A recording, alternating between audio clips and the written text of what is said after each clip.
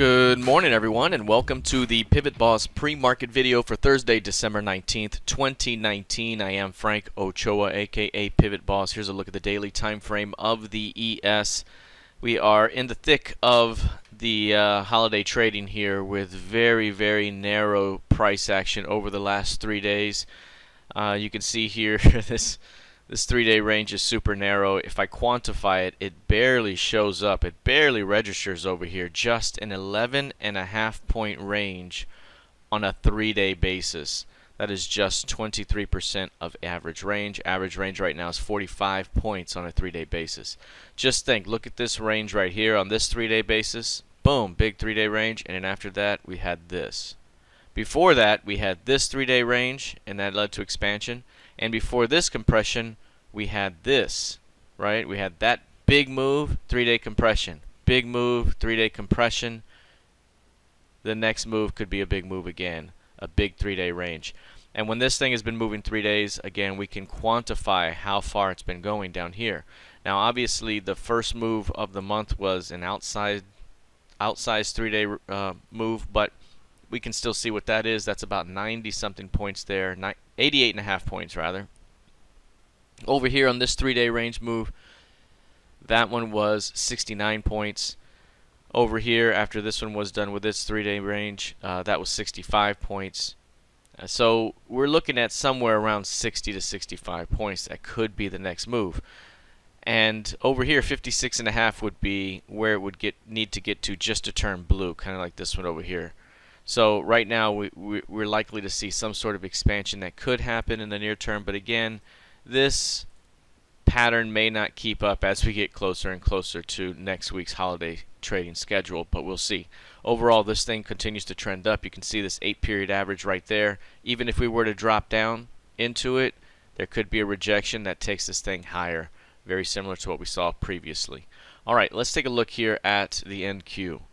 Again, we're talking about quantifying that 3-day range, very narrow price action right here.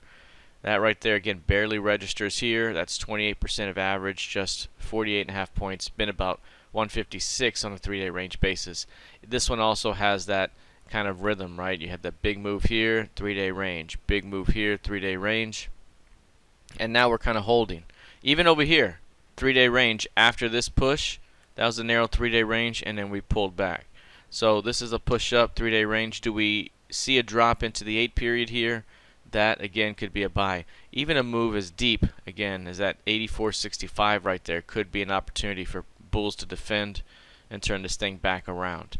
So the market remains very bullish, and if it breaks down, I'd be looking for a failure, for a reversal. If it breaks to the upside, it could be a smooth continuation higher. Let's take a look now at crude oil. Again, very quiet price action overall for these markets. We're at 25% of ADR right now, rather 23% of ADR for the crude oil overnight price action. It's at 25 ticks of range, very narrow inside day. You can see how clean this has been, just very clean. Higher highs, higher lows day over day. This all started on this narrow range here, and it broke down and failed and started to push higher. We still have another 89 cents of upside that could be seen from the top of this range, so up to 62s up ahead. This one very similar to the ES and the NQ. Any pullback, even deep down below 60 here, that 8-period average, that could still provide a great buying opportunity for continuation higher. So all these markets still pointing up as of right now. Now let's take a look at gold futures. Gold here, not pointing up like the others, instead has been just fiercely range bound. It's been mostly range bound for the better part of about 6 weeks or so. This thing continues to hold below the 1495 key level here. We have a very clear lower trend line that continues to be in play, that upper trend line here in this channel. Are we about to see this type of move back to the 200-day, or are we about to see that move right there? At the moment, the market seems so bullish that it's hard to imagine that that we'll see an upside break through the 1495 level. It's just hard to imagine that right now, given the strength in the broader market. If there is a shot through that level, I'd watch for a rejection, because that could lead to the push down to the 200-day, and that could be a really sizable move there, anywhere between 75 and 100 points. All right, that is it for now. We'll see how this plays out heading into the rest of the session. Good luck, trade well, and I'll see you in the trading room. Take care.